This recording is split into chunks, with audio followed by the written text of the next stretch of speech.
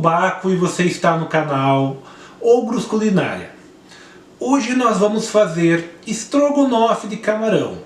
Essa é uma receita fácil, rápida e extremamente deliciosa. Ficou interessado? Se liga nesse vídeo. Vamos começar essa receita colocando um pouco de azeite em uma panela. Assim que esse azeite estiver quente, vamos colocar uma cebola média bem picada. E vamos fritar ela até que ela comece a ficar transparente. Assim que a cebola começar a mudar de cor, vamos colocar um dente de alho ralado, misturar bem.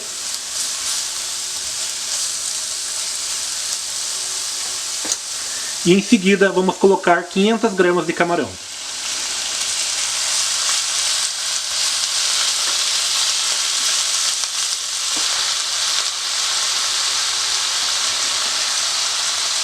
Temperar com uma pitada de noz moscada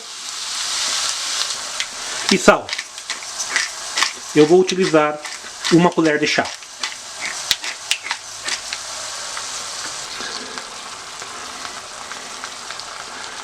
Cozinhe os camarões por cerca de 3 minutos.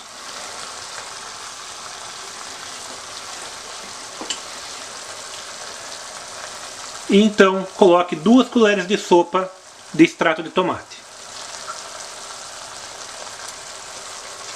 Mais uma vez mexa bem.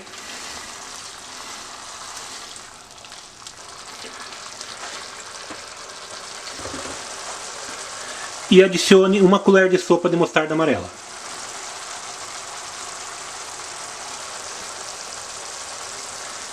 E também uma colher de chá de molho inglês. Misture bem.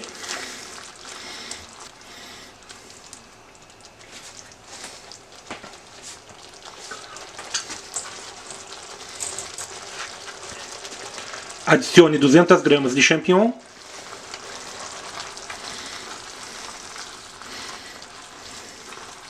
Misture e cozinhe por mais 3 minutos.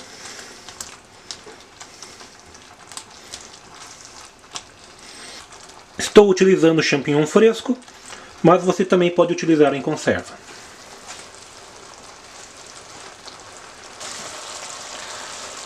Para finalizar, coloque uma lata de creme de leite.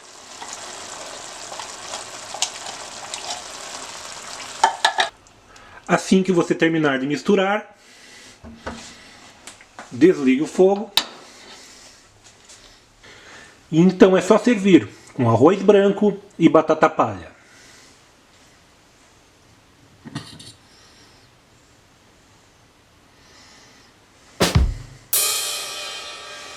E a nossa receita de estrogonofe de camarão chegou ao fim.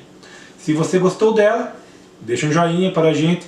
Se tem alguma dúvida ou então sugestão, deixa aqui embaixo nos comentários.